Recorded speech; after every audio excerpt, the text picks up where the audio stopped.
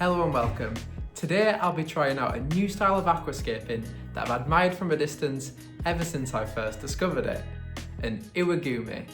The style was first developed and popularised about 30 years ago by the great Takashi Amano. The minimalist style focuses on creating natural and balanced landscapes with only stones and rocks, complemented by a limited selection of plants. Carpeting plants are most commonly used and cover the ground and soil, emulating grass, complementing the stones and adding a sense of scale. I'm starting off with a small layer of tropical plant care substrate, before covering with absolutely loads of aqua soil. Hopefully this should provide more than enough nutrients to the roots so we can grow a thick, dense and healthy carpet. I've mentioned before how I often find creating a hardscape layout the most difficult part of aquascaping, so I thought that an IWAGUMI tank is the perfect opportunity to give myself a challenge and put my skills to the test. I almost always use wooden plants as a centerpiece of my scapes, but not today. We're going all in on the rocks and I have to get it right, as the minimalist planting style leaves no room for error and puts such an emphasis on the rock layout, leaving it nowhere to hide. There are a lot of intricacies and rules to the IWAGUMI style, and from my research it seemed that the key to a great start is the oyashi, the name given to the largest rock in the layout. This should be the focal point of the entire design. The second and third largest rocks also have specific names and play key roles, as well as the smaller sacrificial stones. However, as this is my first attempt, and that my rocks don't quite have as much variance in size as I hoped, I won't worry too much about adhering to the specifics, and will just attempt to create my own layout that stays true in spirit to the style of the IWAGUMI. I'm using Sirius stone, which is a common choice for this style of aquascape. My first few compositions were a decent try, but they felt far too flat and uninteresting. I then had the idea for the stones to start off higher, towards the left, and gradually reduce in elevation, taking the observer on a journey down a hill or mountain. But to achieve this, I would need to add more soil to create a much more pronounced sloped embankment. So I poured in the rest of the remaining bag, meaning that I used 9 litres in total of aqua soil.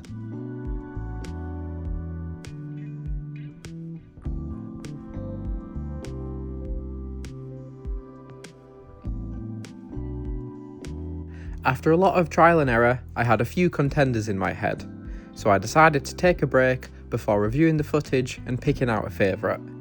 I always find it useful to not rush and allow yourself time to think and reflect, as sometimes layouts feel right at first, but given a bit of time, you can quickly find gripes and fall out of love with them.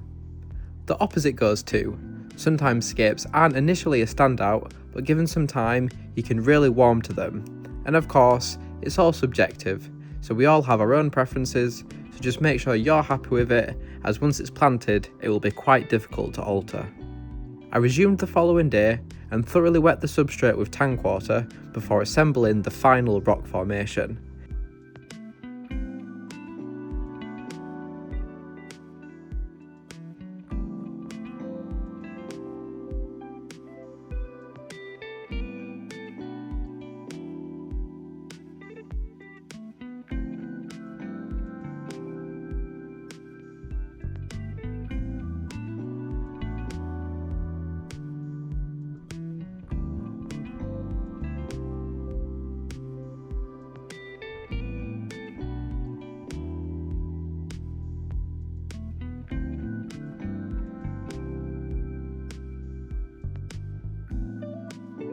I'm really pleased with the final layout, so it's time to put the icing on the cake and crack on with the planting.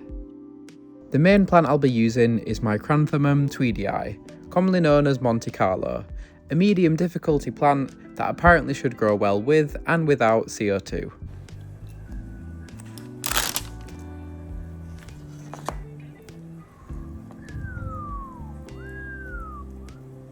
To prepare the plant, open the pot and rinse off the nutrient gel, before spreading the large clump into little plugs. These can be as small or as large as you like, but it will depend on how many plant pots you have and how big of an area you wish to fill. I think the in vitro pots are great value, and they always surprise me with how many individual plants they include. I'm using the Monte Carlo to fill in the foreground, and I'm trying my best to spread them out evenly.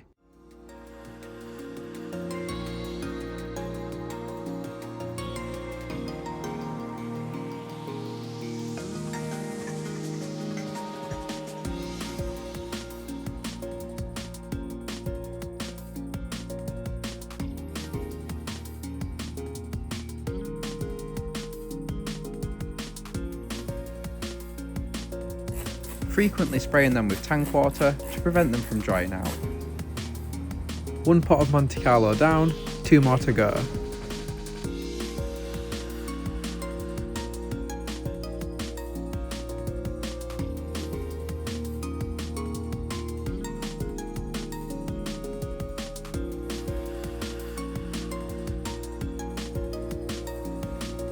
The second plant I'm using is Eliocharis pulsar mini, aka dwarf hairgrass, and I decided to use this in between and in and around the rocks like an accent, to provide some colour and texture difference, to emphasise the rocks and make them stand out even more.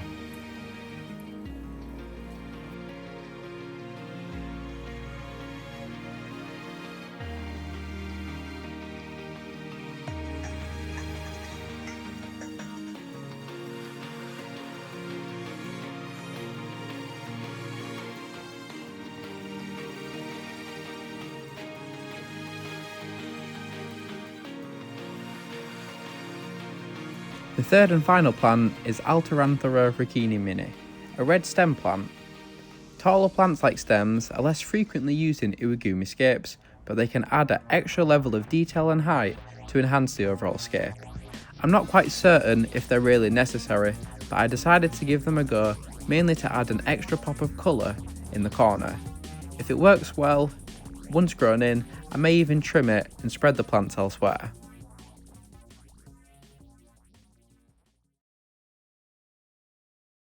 With the planting completed, the rocky hill has certainly been brought to life by all of that greenery. A logical next step would be to now flood the tank with water. However, this aquarium will in fact spend its first month of life as more of a terrarium than an aquarium. This process is called the dry start, and I'll cover the tank with cling film and frequently spray the plants with water in order to keep them moist and maintain warm and humid conditions, just like a greenhouse. This allows the plants to grow in and establish their roots much quicker than when they're submerged in water. The faster growth rate is achieved through access to more CO2 in the atmosphere and longer light periods, as without the water, algae shouldn't pose a threat. I open the cling film twice a day, on a morning and on an evening, for between 5 and 10 minutes, to provide some fresh air to the plants, and I always make sure to respray them before covering back up again. I'm not the most consistent with lighting hours, but I usually aim for between 8 and 12 hours a day, which is much longer than I leave the lights on in any of my tanks with water in them. But now comes the hardest part, sitting back, being patient and waiting for it to grow in. So I'll catch you in a few weeks' time.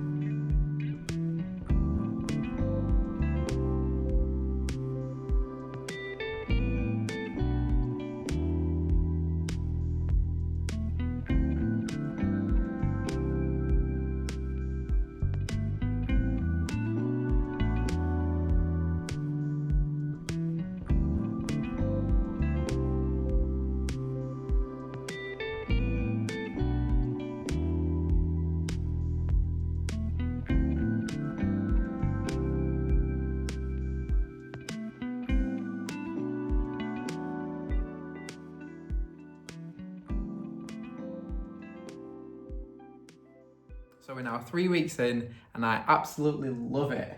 I think it looks amazing. It's a real standout tank in the fish room, and I'm so excited to see how it progresses. I know the final result will be absolutely breathtaking, and I'm just so glad that I gave an Iwagumi a go. After 3 weeks of growth, I think we could give it 1 or 2 more before we finally fill it up with water. But before then, I need to decide on what filtration we're going to use. As in the fish room, I mainly use sponge fillers, but in here, well, there isn't anywhere to hide it, so I really think it would spoil the look.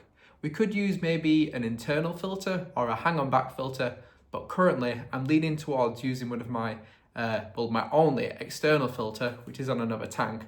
Of course, before then, I'd give it a good thorough clean and maybe even buy some glass lily pipes, because that, I think, would look really sleek and professional. Which type of filtration do you think would suit this tank best? Or if you've got any good filter recommendations that aren't too expensive, let me know in the comments. And of course, once the tank's filled up and all cycled, we can add in some inhabitants. Currently, I'm thinking that a big school of a teeny tiny fish would look amazing in here. It'd really add to that sense of scale and make them look like they're swimming around mountains. The only fish I can really think of that sort of fit the bill are chili rasboras, and I've already got a group of those. So if you can think of any cool fish that would look amazing in this tank, let me know in the comments and hopefully I can get my hands on some. I'd also like to say a huge thank you for watching this and any of my other videos. I'm honestly so grateful for anyone who stops by, likes and leaves a comment. It always puts a huge smile on my face. If you really like my videos and you want to show that extra level of appreciation, you can now in fact become a member for just £1 a month, or even do a little one-off donation if you like. It's really mind-blowing just uttering those words, but it wouldn't be possible without you lot, so thank you from the bottom of my heart. I'm still wrapping my head around this whole members thing, so there won't really be any perks, stickers or emojis currently, but I'll definitely get to that and add some in the future. Because my videos take so long to make and I don't quite upload as much as I'd like to, there won't be any members only videos. It could be something that I maybe do in the future, where I do shorter, less edited videos, but currently as it stands, being a member is just a way to go above and beyond by supporting the channel and help funding future projects and videos. I'm so grateful for just watching, liking, subscribing, commenting and sharing. That truly is already more than enough, so thank you. Anyways, I hope you enjoyed the video. I hope you all have a fantastic day everyone, and I'll see you later fish friends.